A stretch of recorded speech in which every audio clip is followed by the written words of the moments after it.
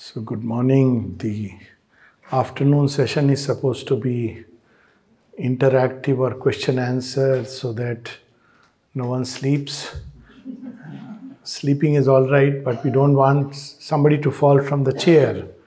So when we close our eyes, just think that we are praying for you.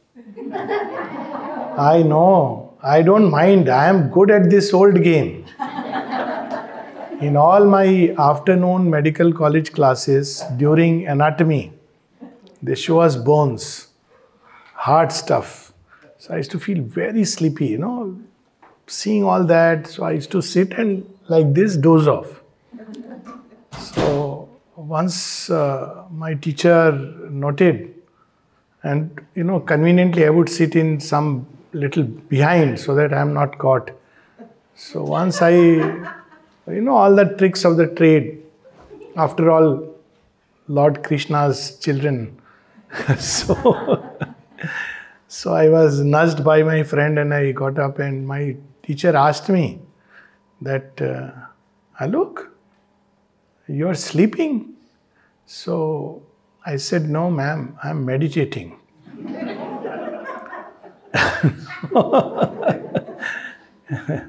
Till date, I have not been able to figure out whether I said a lie or a truth.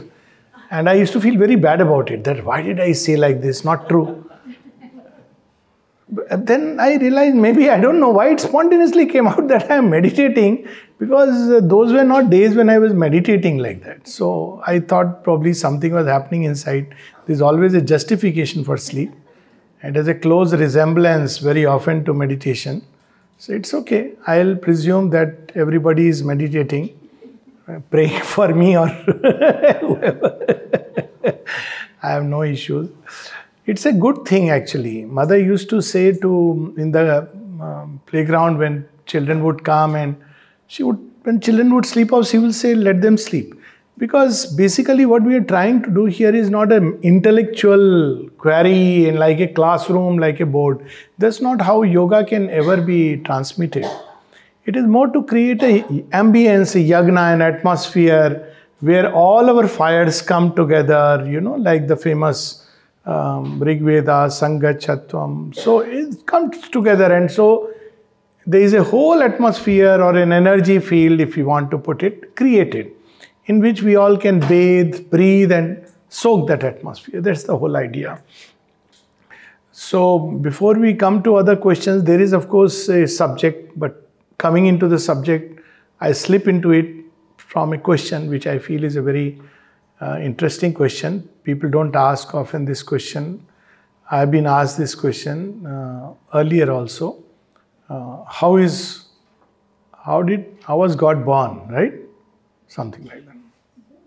How was God born? So this question was asked to me once by a 9-year-old. So I gave the answer, and that answer is little easier to grasp, that birth and death. Birth is something entering into a finite state, and there is behind the finite state an infinite consciousness. And when the moment you speak of infinity, there is no birth and death. This is a mathematical answer. But this question is asked from a 4-year-old, so can't talk about mathematics like that. But I think we think of birth and death only because we experience life in this way. That's one part. Just a background before we come to the answer. So we see things are born and we see things vanish. So when they come into existence, that is the right word, we say born. When it vanishes to our senses, out of the field of the senses, we say it is death. In the higher worlds, this question doesn't arise because there is no birth and death. In reality, there is no birth and death actually. It's just that things take a shape and then they come out of that shape and vanish. But how to tell it to a small child, I would rather suggest that, they must understand that before a poem is expressed, this is the example I use often, a poem or a story.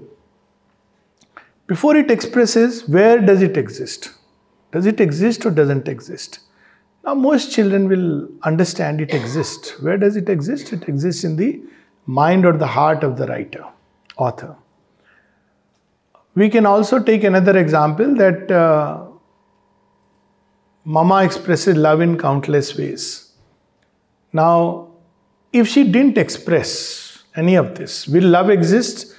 Children will say, yes, she loves me. And I know that she loves me, even if it's not expressed.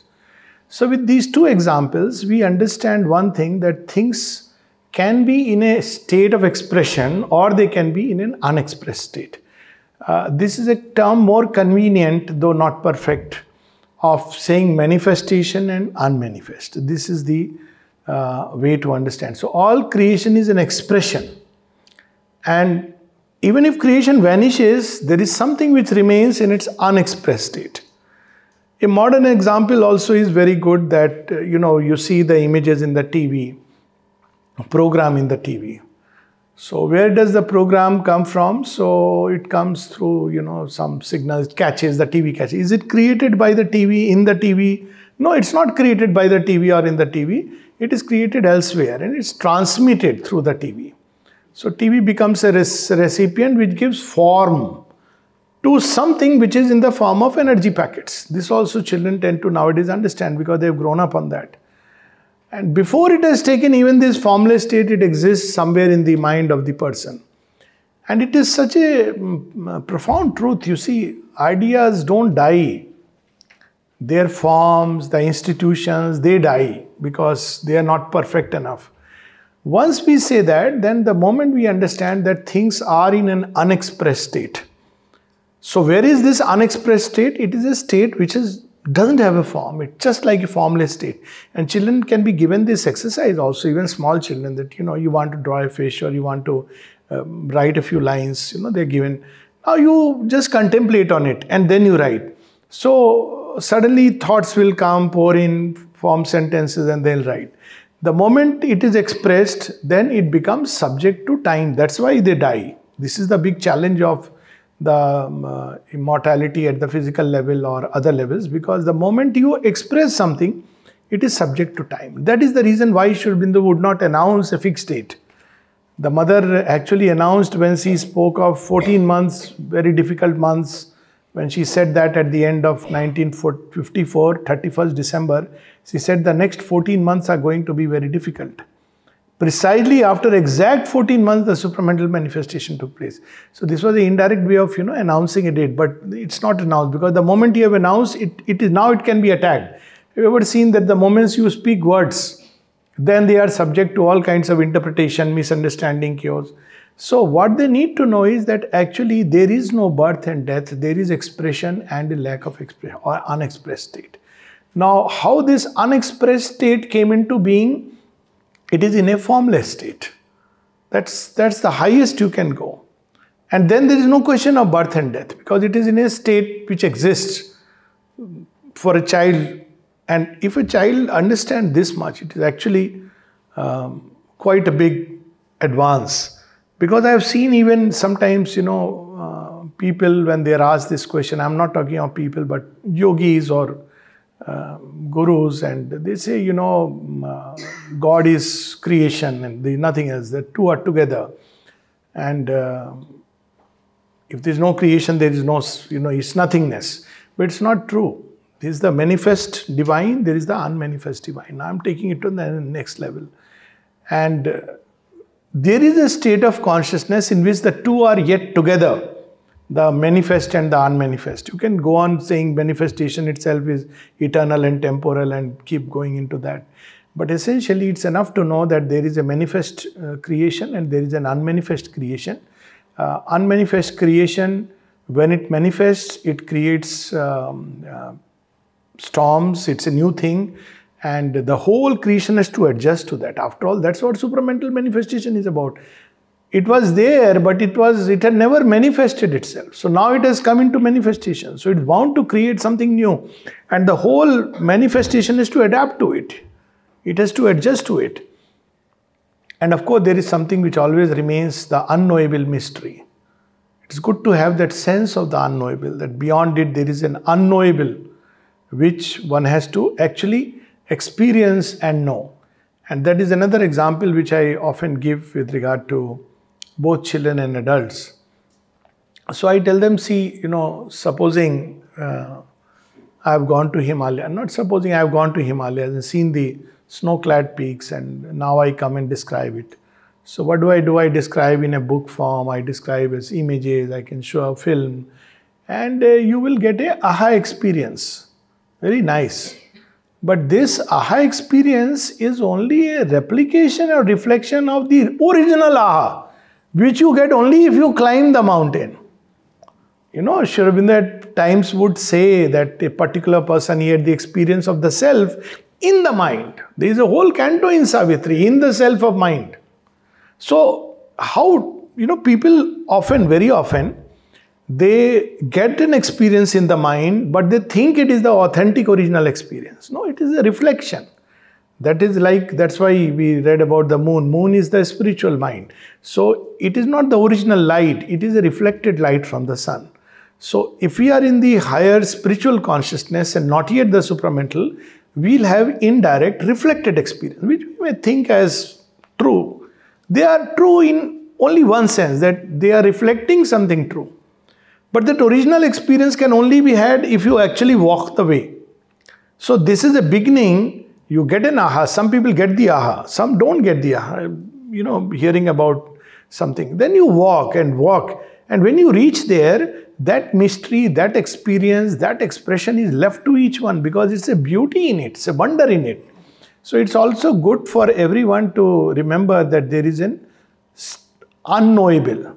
Now, this unknowable cannot be known only in the sense that it cannot be known by the present human mind and the present organization of senses. So we have in Savitri a whole canto in the pursuit of the unknowable. Pursuit of the unknowable. But it can be known by other ways. So this also can be explained to the children that, there is a mystery which you can know, but to know it, you have to develop certain faculties, senses, certain colors we cannot see, certain sounds we cannot hear, but others can hear. Children ask this question that, why I can't see God? So I tell them that, look, even seeing the sun is so difficult for us. Sun is existing. We feel the warmth, we know it rises, the day changes, everything happens. But if you directly look at the sun when it is rising, or at least when it is risen, it is blinding to the eye. So we cannot see God because we are not yet ready. Not yet ready. So it remains an unknowable mystery. But a day will come when we can develop ourselves, and we should grow in that direction. So we have the direct experience. So these are many analogies which we can give. For instance, now people are trying to send a solar mission eventually. Now it is going almost till 56,000 miles close to sun. That's the closest. So we don't know. It's a mystery. The sun is a mystery. But a day would come when we will advance toward. Then we'll have the original understanding of what the sun is. Though even from 56,000 miles we can get some idea. This is itself a big change. So that is how we draw nearer and nearer. The nearer we draw to God, the more we understand Him.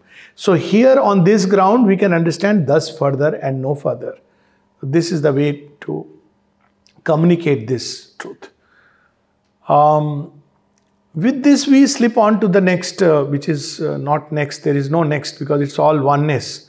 So the subject is towards human unity. And I find this question very, very good, very interesting, because all things before they express outside, they enter into an unexpressed state. That's why it is said the dreams of today are the realities of tomorrow. So we should be careful what we are dreaming about, what we are thinking about. What we are thinking, it's not thinking. Wherever it is coming from, for a moment we leave aside the entire occult dimension of life. Wherever it is coming from, it will try to press itself into physical reality. And if we don't work it there, a time may come when we may spin out of control and it expresses itself. And then we say, oh my God, such a terrible thing happened. Well, I allowed it to happen. For a long time it was there in an unexpressed state. It is known, and the good side of it is that if an aspiration is born in us, then it's a sign that it has already been granted at another level. You cannot aspire without that. Aspiration is only a mechanism, a means by which we are being prepared to receive what has already been granted at another level. So aspiration is like fire which is preparing the pot. Why? Because the divine has decided to put that nectar wine into this cup. But we must aspire, because that is a path of preparation. Mother says that it adds intensity. Because people ask this question also, why pray, why aspire? Ultimately everything is going to happen because divine has willed it so. Yes, but aspiration is there to prepare us to receive. So if an aspiration is come, means already it has been decided at another level to grant it. But when that thing will actually materialize, that's where the whole journey lies. So before we talk about unity outside, we must unite within. See, when an organization was formed in the name of unity, and they went to Mother. Mother gave an interesting message. She says, before you can realize unity outside, you must realize unity within. And then she says, half jokingly, that, 3 persons started the group and they all 3 started fighting with each other. Why? Because this is our inner reality. So unity doesn't come by a kind of outer bonhomie. If we try to do that by simply outer means, it will become a semblance of unity. And today we are living in a world of truth where semblances and half measures are not allowed. So there is breakdown. Families, there was semblance of unity. Now those semblances won't work. Meaning thereby, we have to now make an effort at truth. What is the effort at truth? I must actually understand the other person. Now look, this is a big effort. You can't forcibly put people together and say that you are, let's have unity. At the same time, the fact that we all aspire, most of the people nowadays, I believe, do aspire for unity in one way or the other. And it's a good thing because it will one day express itself in various ways. But let's start by creating unity inside us. So where is the disunity within? Just look at oneself and we'll see. So many mindsets, preferences, ideas, viewpoints, opinions, angles of seeing, all kinds of conditioning from childhood. And it takes a tremendous hold upon our consciousness. And we live and move around like that. It's a living chaos. And it begins to express itself all around in countless ways. Otherwise, if we try to do it outwardly without resolving this factor inside, we will create chaos. It's like, for example, putting something true and untrue together and saying, let's have a unity. It doesn't work like that. It will create more chaos because there is chaos inside.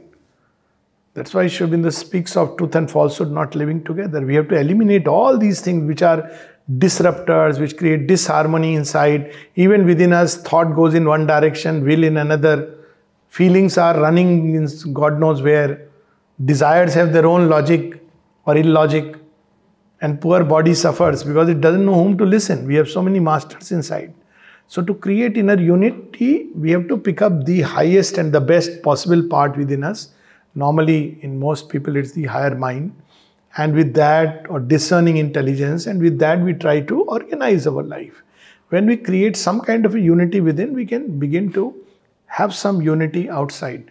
That's why there was a dream in 17th century, 18th century, that one day we can have a rational order in which people can be united. But this rationality can, to an extent, create unity. It is not yet the ultimate hub.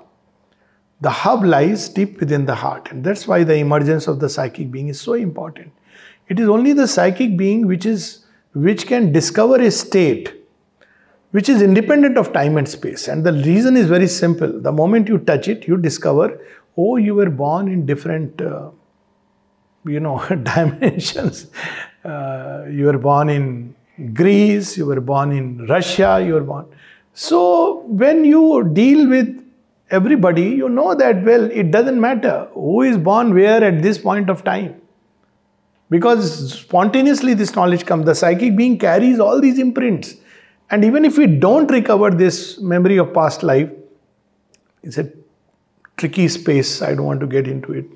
All kinds of things are happening in the name of memory of past life. But even if we don't, the imprints are there, and therefore we very readily emerge into a state where we understand that, well, regardless of where you are born and what your outer thing is, we are one, because we have all gone through. Another kind of unity also developed because we begin to discover that we have gone through all the states and stages through which maybe others are passing. So there is a greater tolerance, generosity, greater understanding, because you have gone through all that, and those memories come back because they are as imprints in the psychic. It has gone through countless experiences. That's why if we really want to create unity, even within a small space like the house, we have to discover the psychic being. I come back to the same thing. This discovery, I can say for sure, it is the most practical thing to be done. Because without this, we are leading half a life. We may think, oh, I am enjoying life. It's a half a life. But with this discovery, we discover also the source and fount of love. Psychic being, because it's directly open to the divine within, to the universal consciousness. Therefore, it spontaneously draws its quota of love, is constantly receiving the inpouring and outpouring of divine love. So it doesn't need to look for, give me this, give me that, I want this. It doesn't want anything. But what it does, it pours itself out in countless ways. Because that's its state of giving. It's natural for the psychic to give itself more and more. The vital can also do it, but it does in a different way.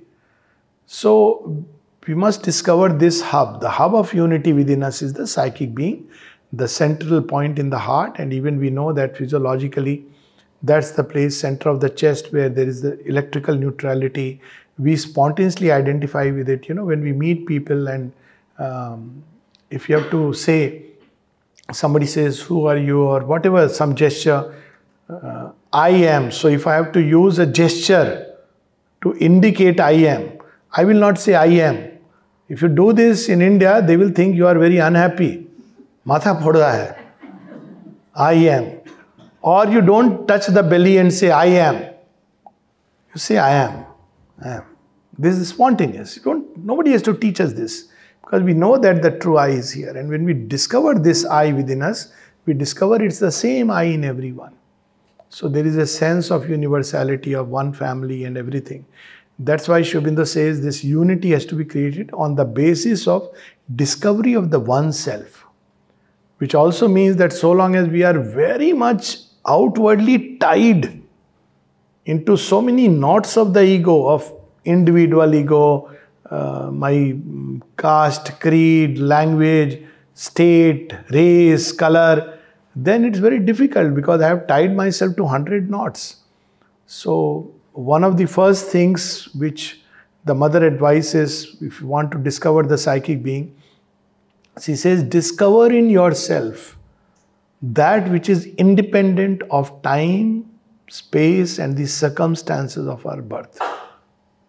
Independent of that. So that's the direction we must take. If we want to have unity outside, let's go inside. Then unity will become natural, and a unity not only with human beings, with animals, with plants, with everything. So this is just a little basis and a background. Any questions on this or any subject? I have a question with regards Yes. to the ecosystem right now as it stands seems to be at the brink of a collapse, with bees dying and 60% of the species extinct, and the oceans are clogging up with plastic. All these things create a great amount of distress in me. How do we raise above these things and keep some kind of equanimity or equality? How do you have it? No, it's a good thing if we are concerned about the ecosystem. It's a good thing. We don't have to. Equanimity would not mean indifference. Equanimity simply means when we work into these things, we don't experience that inner distress. That we have to root out. Of course, we have to work. We have to be concerned about the ecosystem, the plastics in the oceans, and all the things that you are saying is quite relevant. And if we care about the world, we must care about, we must be concerned about what's happening. But what equanimity is, that the inner state is in a state of quietude. And why does it develop? How does it develop quietude? Like for example, in the Gita, one is fighting a battle. But Shri Krishna also says, don't have any hatred. Now, that's the difficult part. Becoming indifferent is the easy part. Becoming indifferent, one doesn't need equanimity. One needs to be terribly egoistic. How do I care? Oceans are clogging. Let it clog. I am not going to see the doomsday. That's not a good state, that kind of indifference. Equanimity means that I'll do whatever work is given to me, but I understand that there is a deeper wisdom that is operating, which will work itself through everything. This trust is the basis of equanimity for one form. There are other ways, philosophic and other. You can take a philosophical approach and become vaster than all the several creations and say that, look, I have a role to play, I play this role. But it doesn't matter, Earth has collapsed several times and come back. But I will play my role because that's my role to play. But what we should also remember, and for this I go back to an example, imagine a state billions of years back. And before animal life has emerged, there is only plant life. Now I'm sure the plant species must be wondering what's happening. Why? Because they are dying of oxygen. Plants need carbon dioxide. They're overcrowded. They don't know what to do. And I'm sure if I have to put it like a mythical story, they all went to God Vishnu and said, please help us. We are dying. We are dying of our own self. So Lord Vishnu will say, don't worry, I have some plans for you. What plans? What schemes? Don't worry, I have no plans and schemes of that kind. I am going to send a new creature. And that creature will give you more than required carbon dioxide. And what is poison to you will become Amrit to that creature. So a new balance came up, isn't it? Man breathes oxygen. So now what has happened? Then next level, because man had to do a balance, eventually when man came, he started ransacking the plant life. Then he discovering that I depend on that. So the next level, there is coexistence. They give me what I need and I give them what they need. And one cannot exist without the other. So this is how it happens. Today what we are seeing, all the upheavals, all the radiation and all these things which are impacting earthly life. When you talk about evolution, I have heard some, I don't like to use the word, I am a bit allergic to the word yogi used in very casual way, loose way, but I have heard people say, evolution has stopped with man. It's not a fact. It's not a fact. Simple fact. Let's forget about spirituality. It is not a fact. Obviously, people are not reading enough material about, read about evolutionary biology. Evolution has not stopped with man. Evolution is continuing. And I gave one example. There is another very interesting example by the way of evolution taking place, continuing to take place. And we ignore these small things. You know what is happening to the wisdom teeth? Any idea? Dropping off. Wisdom, if children don't have a wisdom teeth, they are probably wiser. No, there is a personal aside to it because I don't have wisdom teeth, so I feel whether wiser or not, but I can say, I don't have wisdom teeth. You know the reason? Because apparently the reason is that we are, adapting to a different kind of diet. But we think these are small things. You know what was the first change that took place from animal to man? Tailbone vanished and the thumb began to, you could do this movement. The possibility of WhatsApp was created million years back. God knew one day he will need this. Gorilla can't do it. He may have everything knowledge, but he doesn't have the outer technology. Pelvis expanded because, you have to, unlike the animal kind, you can't, give birth like that. So it changed in a woman. And very interestingly, because of all these changes, look how nature's wisdom works. This is good to know it because it's sobering that we think so much, look what happened in the transition. Human babies are the only babies who are born without a fully developed brain. You have an opening, what is called as fontanelle, and if it is fused, it's not a good sign. It allows scope for the brain to develop and grow on all sides, because we are not, unlike a giraffe baby which can come pop and start walking in, I don't know how many hours. Human beings cannot, because it's not wired. That's why you need to take care of a child, especially the first 2 years, even more. All this nature has thought about million years back. So there is a wisdom that is operating. Now what happened is, in this evolutionary process, what triggers and spurs the evolution? Challenges. Challenges. Water body is drying up. So there is a challenge. The species must face a challenge. So human evolution is growing, is taking place. But what we are doing, we are eliminating all the challenges. So what were the challenges earlier? Now we have comfort zones, we have air conditioned, there is no challenge left. So nature is one step ahead. So you want to eliminate challenges? I am going to give you another kind of challenge. So now human beings are facing a double challenge. On one side, because of their activities to enter into comfort zones. Now we talk about AC and the environmental issues and all that. So on one side, our own actions has led to increased challenges to the environment. On the other side, we have a double challenge. We are facing challenge within the species. We may end up destroying each other through a war. So these challenges, nature is bound to give. Now when we face these challenges, the human body, the human mind, everything has to evolve to adapt to it. How does it evolve and adapt? All that we now talk about things on which life depends. Yes, as a human being it depends. But if you read through the new body, you will see that it doesn't depend on any of these things. The entire basis is changed altogether. The entire physiology and chemistry is changed. Human beings may well draw directly energy from the sun. So please, those who are investing in food industry, think about it. 500 years down the line, it may be still there. There will always be human species. But a large chunk of human beings will not need food. May not, already this is happening in children. I think most mothers, one of the big concerns they had when, as a young doctor, I sat in the clinic in Air Force, mothers used to come with one perpetual complaint. My child doesn't eat.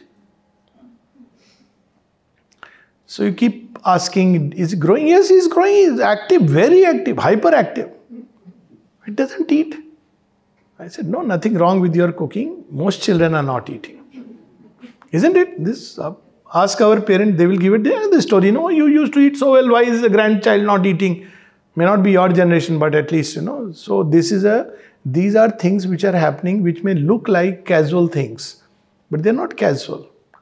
There is a change which is taking place. Hyperactivity in children. Now, hyperactive children have increased. Why? Because there is tremendous vital mental energy influx into the system and we can't handle it. Because earlier we could throw it out in several ways, physical activity. So what will happen to this energy? It will start finding outlet and ways and means. So a being with a new body, which eventually will come maybe 500,000 years down the line, will not need these things.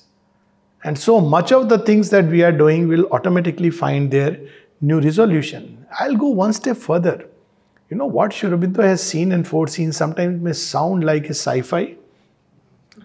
But passingly he mentions the previous stage of evolution was in the Mars, and it may well be that the next stage may be in the Venus. Passingly, only one place Sri Aurobindo mentions it. When Mother was asked, can a developed psychic being go to any planet? She says, yes. Once it is developed, it can go anywhere. It need not be here. It can go anywhere. Could it be possible that, if Earth goes into a doomsday mode, we inhabit, at least those who are ready, are lifted up and start a new colony fresh on fresh grounds in a very different way. It sounds fantastic. Life is fantastic. We should learn to dream. It's a wonder. We may start, because then you are not, see, our thinking is based on present form of life. We need oxygen to breathe. Where will be oxygen? On Mars, it's not there, or Venus. It doesn't matter. So perhaps man's attraction for Mars, exploring other planets, is in tune with alternate plans that the divine wisdom has kept open as doors. So it doesn't mean that we become casual or very nice. Now I have to go to Venus, I don't care. It's not that. But we must trust that there is a divine wisdom which is giving us challenges, and the one solution to these challenges is evolving from within. This is where it is pushing through. To close this part, WhatsApp you must be getting several times. What food to eat, when to drink water, how much to drink, and how much, isn't it all?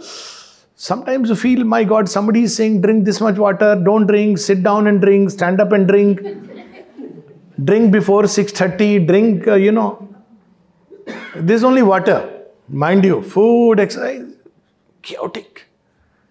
That's not the final answer. Antibiotic resistance, all these. People are afraid. In medical science, it's a big problem going on. That all the bacteria are outsmarting human beings. Before you discover an antibiotic, they figured out ways and means to override. We don't need to wait for the oceans to get clogged. The virus is enough. But look at the wisdom. This challenge, what is it pushing us in which direction? It's pushing us in a direction where we are now talking about that ultimately I must figure out my own immune system. Medical science moving in that direction. There are doctors here and immune system. Much of, whether it's cancer, whether it's infection, autoimmune disease, it's our immune system. Our immune system depends on my inner state. So we are turning full circle within. Now when the immune system is fine, we redefine the balance of things. Right now we were killing bacteria, viruses without thinking anything. Yeah? These are unicellular organisms, pests. But they are also necessary in the total balance of creation. When we do it, it hits back. You eliminate smallpox, you develop AIDS. We as a species, we don't know what kind of things we have done. So all this clogging and blocking and various other challenges are pushing us in that one direction which we have not looked into. That it is within that I am going to find the answer to all the various problems. And if you find the answer, you will see that the outer challenges will recede. Simply because they had a purpose and they have served their purpose. Having said that, we should clean the oceans. Certainly we should not pollute them. And it's ignoble to say the least. To dirty things and, to create disorder. It's not a good, healthy thing. But without worry or fear. The master, nice line in Savitri, one who has made this world is ever its Lord. Our errors are his steps upon the way. He works through the fierce vicissitudes of our lives. He works through the hard breath of battle and toil. He works through our sins, our sorrows and our tears. Whatever the appearance, we must bear. His knowledge overrules our nescience. Whatever our strong ills and present fate, when nothing we can see but drift and bail, a mighty guidance leads us still through all. This guidance is not only individual, it's the whole collective. All through history of evolution is full of this. Story of Noah, story of, King Satyajit. All these are stories which show that there is a guidance which leads us through all this. So without worrying, without fear, and with full trust in life, in destiny, in the divine, we must do what we must do, regardless of success or failure. Yes, please. You mentioned about manifestation and unmanifestation. Manifestation of this world is like a three-dimensional world, having width, length, and height. And that occupies space. Now, Einstein has combined their time and space together. Like time is wrapped around the space. So he uses word like time-space for two words. So this torus of time-space, when you go beyond that, there's a three-dimensional world, which is made of imagination, creativity, and the essence of love. So we know creativity is like a concept, creation, manifestation. Imagination is like a preview, like what Einstein said, like preview of life's coming attractions. And so the essence of love, what we call so unknowable has created three-dimensional beyond that. Yes. So we have to unite manifestation with unmanifestation. So we have to go beyond. Yes. So this you see, our understanding and theories are based on our present experience. The fact is that if we go beyond this experience, we do not straightaway jump from this world of a three dimensions or a time-space continuum into that which is beyond time and space. We go through successive time-space dimensions. And then we discover that there are not three dimensions or four dimensions. Einstein is, there are incidentally what he was trying at a given point of time. Since we are speaking on ground of physics, in the 60s, a new approach came in, and that approach is still going on. It's not resolved, this issue. Whether there are perhaps 10 dimensions, 11 dimensions, 12 dimensions. Because, where does, this force of gravity, where does it leak into?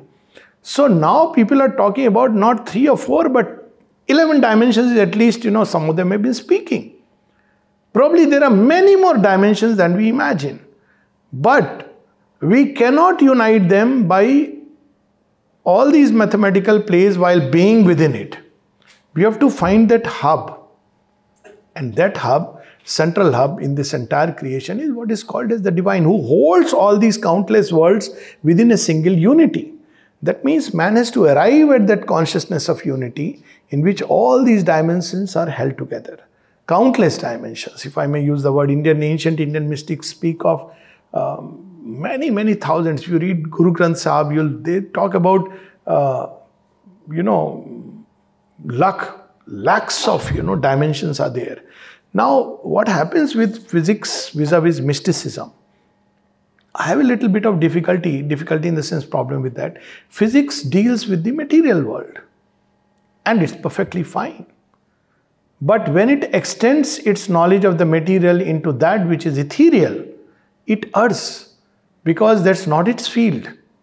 For example, let's say Sachin Tendulkar is a great cricketer, and I love him. But if Sachin Tendulkar was to start a YouTube channel on, how to cook or roast bananas to serve a dish, he can roast that, Sarfaraz Khan very well.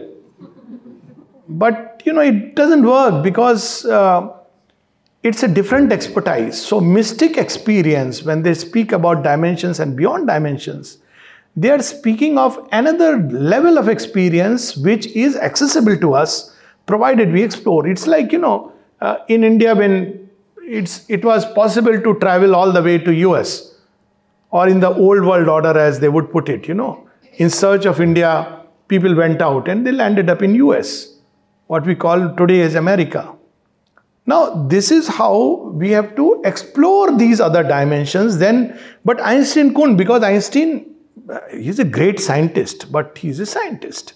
He's not, authority on mysticism. So mystics are mystics because they have experience. Their life undergoes a change. Material science is material science, just like psychological science is another science. So when we talk about imagination, it is way beyond, what probably a physicist will look at. Look at imagination. What is imagination? Just to touch upon one point. We use the word Maya. The divine created this world as Maya. Now, imagination is a formative power, tremendous power. We have never tapped it. In the schools, we are not taught how to use imagination.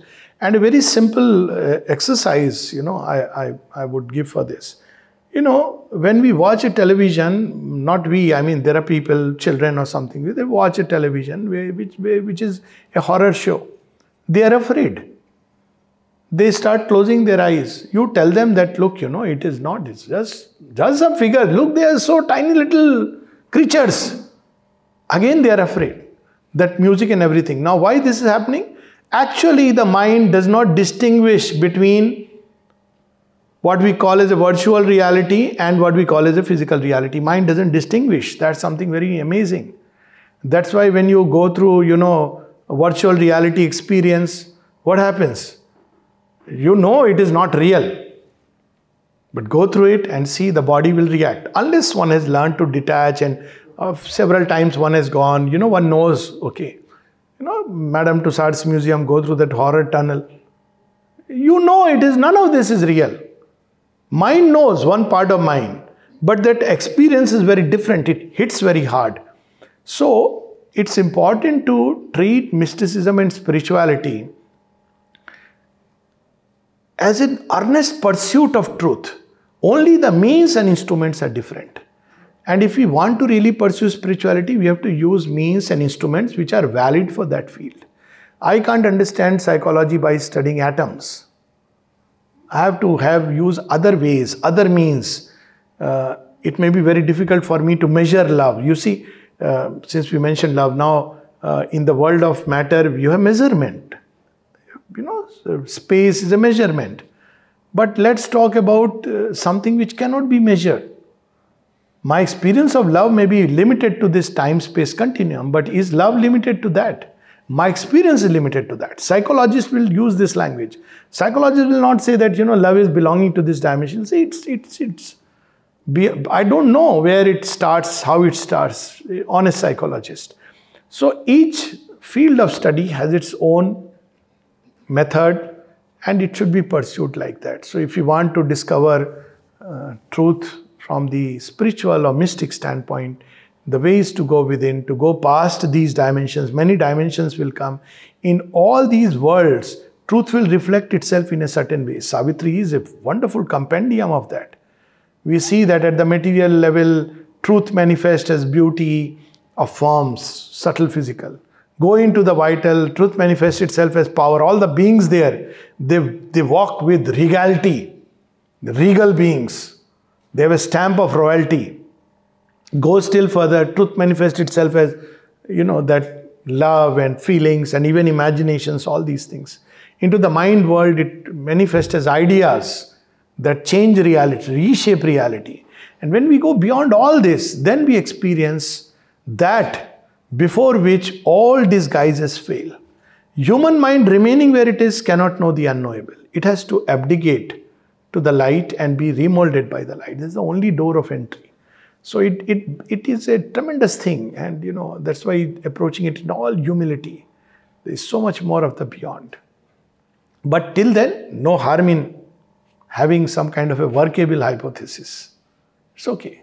Each time we have something like that.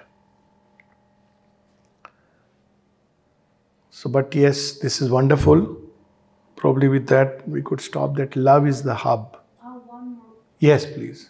So the mother has mentioned that how one of her, I'm going by my memory, the shloka that she really loves is Kayena Vacha Manasendriya Vidhyatmana Prakriti Swabhavat Karuni Yat Sakalam Parasmai Narayana Iti Samadhyami. I read it somewhere that she loves that shloka. I have not read this. Having read the entire works of Mother and Sri Aurobindo and all the associated major disciples and the agenda, what she has mentioned, which comes closest probably to what you are saying, is the word Narayana. So she speaks about 3 mantras. One of them, when she was watching a film on Bhakt Prahlad, she was moved by the mantra of Prahlad. So she speaks of that. The second mantra, I'm not talking of Om Namo Bhagavate, which was her own mantra. But other than that, there were 3 mantras which really moved her. And one of them was Prahlad's mantra. The second mantra she speaks about, Ya Devi Sarva Bhuteshu Shanti Rupen Sangsthita. This she speaks about this mantra. And the third one is, she says, Narada's mantra. So, Prahlad's mantra and Narada's mantra both have something of Narayana in them, though Prahlad's mantra is Narayana.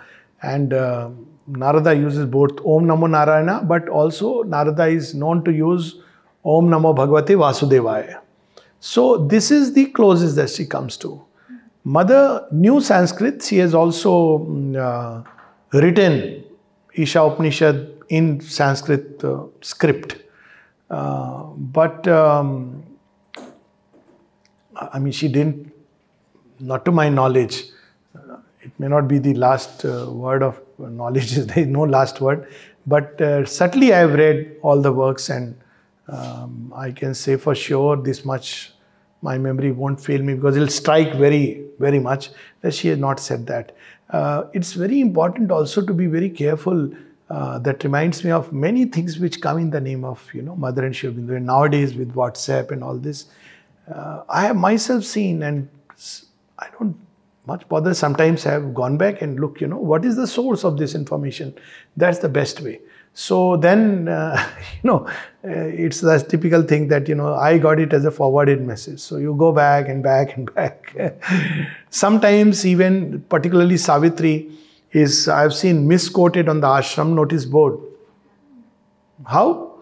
Very simply, what Death has said is put as lines from Savitri. You write few lines, Death has said, bright hallucinations are thy thoughts. Down below, Sri Aurobindo, Savitri. Perfect quote and a perfect misquote. Because, it's so careful to be. Here it's okay, there's nothing wrong if you say that Mother didn't, liked a mantra, it's perfectly fine. But she went beyond all the past forms. One of the experiences that she narrated to Sri Aurobindo, she says they keep talking about Samadhi and as the highest state. And Sri Aurobindo confirmed to her that you have gone way past the experience of the Upanishadic sages. It's something very beautiful, amazing, way past. So at some point we have to understand that all our past glories are wonderful, but there is a still greater glory. And it brings such a great joy and beauty and looking forward to.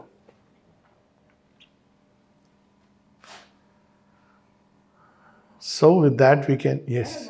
Yes. If one has a unity with self, so they can interact with the other person who does not have unity. Yes.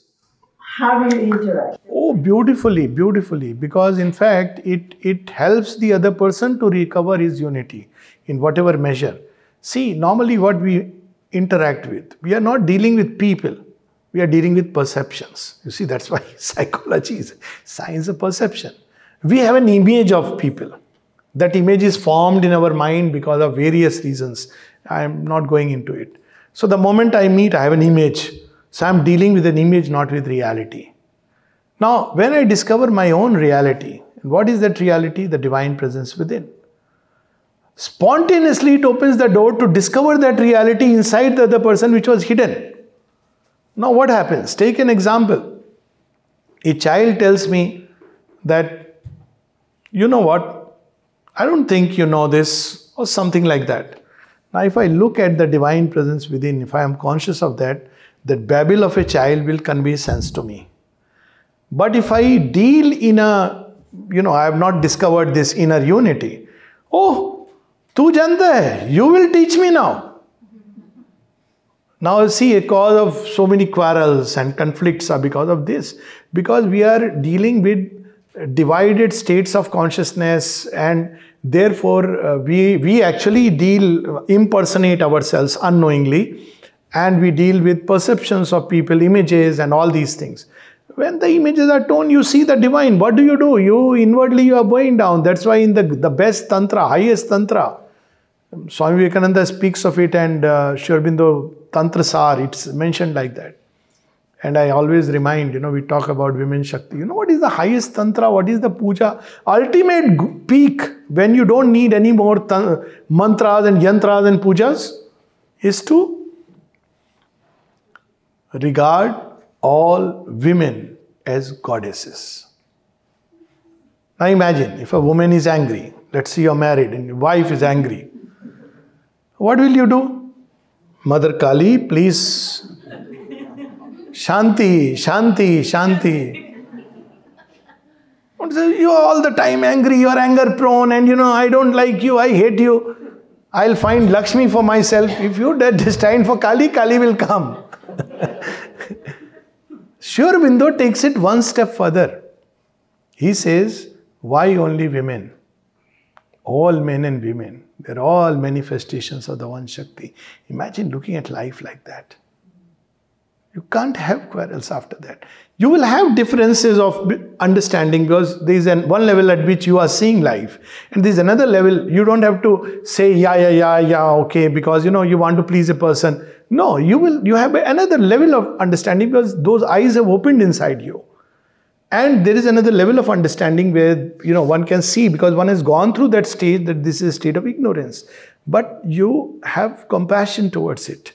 And ways and means you try to bring out of that veil of ignorance towards that light which you have been blessed with because of the grace. So this will be the working. And the classic example with which we can probably stop is that famous story of Ratnakar. Ratnakar is a brigand, he's a dacoit, he's a murderer. Heard his name? Yes, that's it. So Ratnakar comes and he waylays none else but Narad Muni. Narad Muni says, I don't have a credit card. I am just wearing an ordinary dress. Oh, I know, Babas are having a lot of money nowadays. So the Ratnakar is also updated.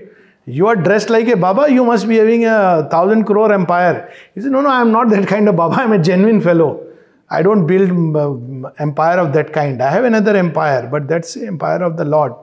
No, you tell me. So, okay, you tie me to the tree, but I have one question to ask you. And from there starts a wonderful story of the transformation of Ratnakar into Valmiki, whose Ramayana has been immortalized through thousands of years. Now, why he could do it? He could do it not because, if somebody else tries it, it won't work. Oh my God, I don't know. Should I try this trick which Narada tried? Maybe he will kill me. Let me call 901 or 911. Maybe it's not a good idea. Maybe it's a story. Maybe it's a myth. But when you see the soul as you see, an object, then you know that yes, he is that. So what do you say? All that you will say is, oh Ratnakar, stop wearing this mask. You know who you are? You are divine.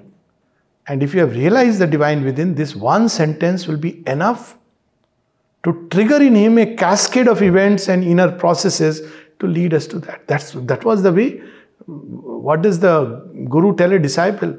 He says, what is that knowledge I don't have?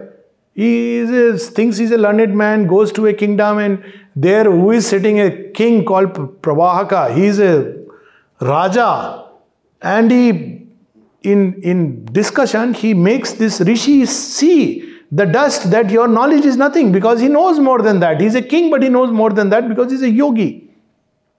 So he goes back and tells his father, you didn't tell me the great secret. So he says, okay, I'll get the great secret.